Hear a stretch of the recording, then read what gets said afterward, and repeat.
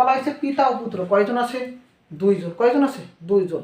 তাহলে এই গড়ের সাথে আপনি কি করবেন? গুণ করবেন। গড়ের সাথে কত গুণ করবেন? দুইটা গুণ করবেন। তাহলে বলেন তো পিতা প্লাস পুত্র, পিতা প্লাস পুত্র দুজনের বয়সের বলেন তো এখানে গড় দেওয়া আছে 40, তাহলে পিতা পুত্রের বয়সের সমষ্টি কত হবে? 40-এর সাথে কি হবে? দুইটা গুণ হবে, হয়ে কত হলো? 40 দুগুণ 80 বছর।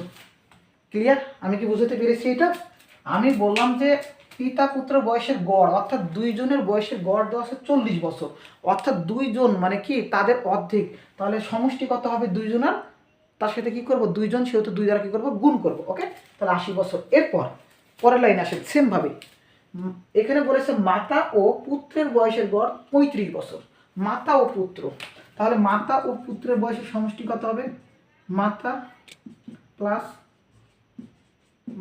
পুত্র, মাতা প্লাস পুত্রের কত হবে?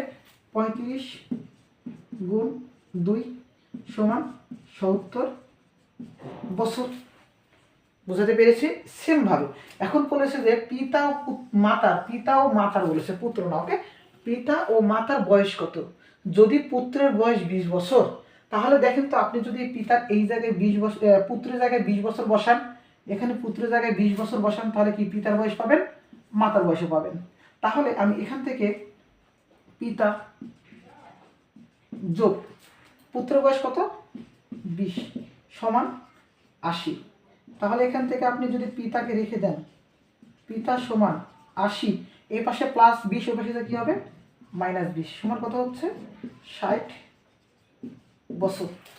ওকে, সেমভাবে এটা করেন। সেমভাবে দেখেন তো মাতা প্লাস পুত্রের বয়স কত? 20, তাহলে কত হবে? 70। সেমভাবে করেন, মাতা সমান 70 -20 সমান কত বছর? 50 বছর। ক্লিয়ার? এই হলো আমাদের পিতা পুত্র এবং মাতা। এইভাবে আপনাকে যদি বলা হইতো যে পিতা ও পুত্রের বয়সের গড় 40 বছর, মাতা ও পুত্রের বয়সের গড় 35 বছর, আমি এখান থেকে আপনাকে প্রশ্নে বললাম যে মাতার বয়স 50 বছর, কি বললাম? মাতার বয়স 50 বছর, তাহলে এখানে পুত্রের বয়সটা দেওয়া নেই, মাতার বয়স দেওয়া আছে, তাহলে মাতার জায়গায় 50 বসান, তাহলে ওই পাশে 70 থেকে 50 বাদ দিলে কত হবে? 20 বছর। তাহলে পুত্রের বয়স যদি 20 বছর হয়, তাহলে পুত্রের জায়গায় 20 বসান, তাহলে পিতার বয়স কত হবে? 80 থেকে কি হবে? 20 বাদ কত হবে? 60 বছর। এই যে পিতার বয়স 60 বছর, এই যে মাতার বয়স 50 বছর, আর পুত্রের বয়সটা আমি এখানে 20 বলেছি, আর এখানে 20 আমি বের করবো। ওকে, সেমভাবে অঙ্ক। এই হলো আমাদের পিতা পুত্রের ওপর অঙ্ক। এরপর আমি সেম টাইপের একটা অঙ্ক দিব। দেখেন যে মনে করেন রহিম ও করিমের বয়সের গড়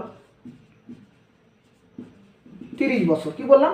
রহিম ও করিমের বয়সের গড় কত বললাম? 30 বছর। করিম ও শ্যামের